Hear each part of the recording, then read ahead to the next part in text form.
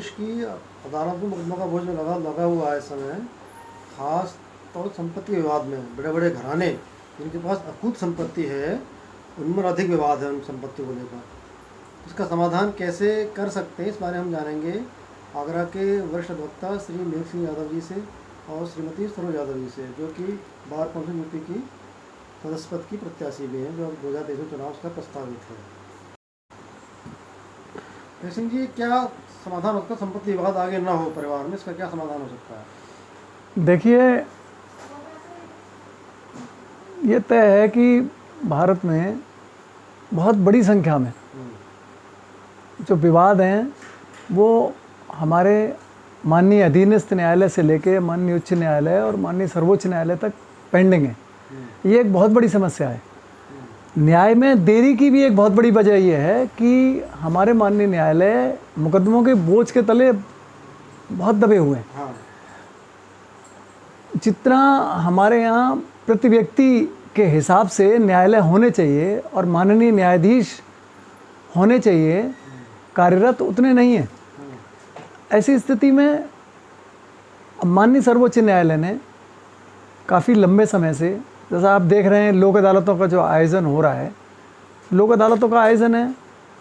अब ये लोक अदालतों के आयोजन के ही परिप्रेक्ष्य में एक प्री लिटिगेशन लोक अदालत है, जो हर ज़िले में संबंधित ज़िले के माननीय जिला जज महोदय, जिला विधिक सेवा प्राधिकरण के अध्यक्ष हैं, उनके ही कुशल मार्गदर्शन में हर जिले में होती है। हर जिले में लोक अदालतों का आयोजन होता है। अब माननीय सर्वोच्च न्यायालय ने कुछ जो बड़े महानगर हैं उनमें प्री लिटिगेशन लोक अदालत बेंच का भी गठन पिछले कुछ सालों से कर दिया है।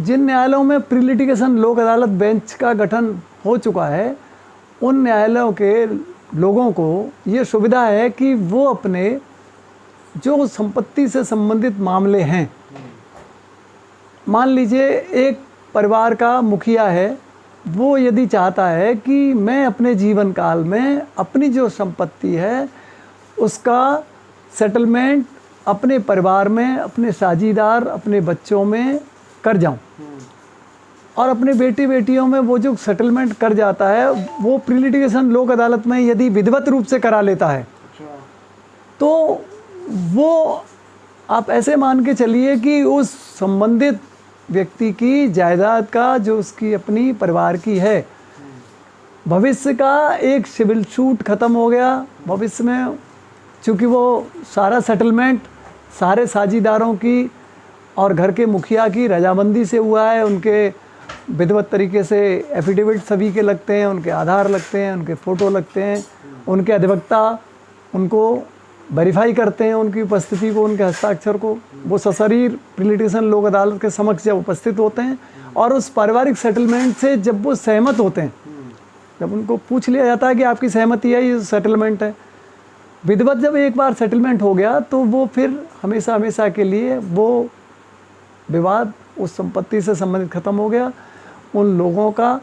और अगर एक सिविल विवाद ख़त्म हुआ तो उसके साथ हम ये देखते हैं कि परिवार में संपत्ति के पीछे ही क्रिमिनल जो विवाद हैं, आपराधिक जो न्यायालय में मुकदमे हैं, वो भी बहुत बढ़ रहे हैं। छोटी छोटी बातों को लेके है कि पिताजी फ़र्ज करिए किसी व्यक्ति के नहीं रहे और वो मौखिक सेटलमेंट कर गए, बाद में फिर ये झगड़े होते हैं कि इनका दरवाज़ा मेरी तरफ तब खुल रहा था लेकिन अब नहीं खुलना चाहिए, इनकी खिड़की खुल रही थी, इनको आंगन में ज़मीन ज़्यादा दे दी, इनका हिस्सा इधर मुंह कर दिया पूरब में।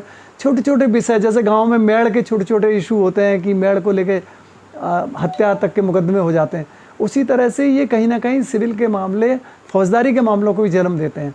और यदि लोग प्री लिटिगेशन लोक अदालत में अपने मामले अपनी आपसी परिवार की सहमति से ख़त्म कराते हैं, फैमिली सेटलमेंट से ख़त्म कराते हैं, तो न केवल सिविल सूट बल्कि बहुत सारे आपराधिक मामले भी जो बोझ न्यायालयों पे पड़ने वाला है भविष्य का, वो कहीं ना कहीं कम होता है। परिवार के मुखिया की मृत्यु के बाद क्या उसको अपर कोर्ट में चुनौती नहीं दी जा सकती? यदि वो सेटलमेंट जब सहमति से हो रहा है और सारे लोग उसमें रजामंद हैं, तो उसके बाद एक बार डिसाइड यदि लोक अदालत में हो जाएगा तो फिर उसमें लोक अदालत के डिसीजन में अपील का राइट नहीं है। तो इसमें लोग आ रहे हैं, ये तुम कहना चाह रहा हूँ। लोगों में जागरूकता बढ़ रही है, हाँ, और जागरूकता के साथ साथ लोगों में रुझान बढ़ रहा है। लोग मुकदमेबाजी से बचना चाह रहे हैं, लोग लंबी मुकदमेबाजी से बचना चाह रहे हैं। ऐसी स्थिति में लोग चाहते हैं कि आपसी सुलह से ही हम लोग अदालत में अपने विवाद का निपटारा कर लें। हाँ, ये एक अच्छी बात है।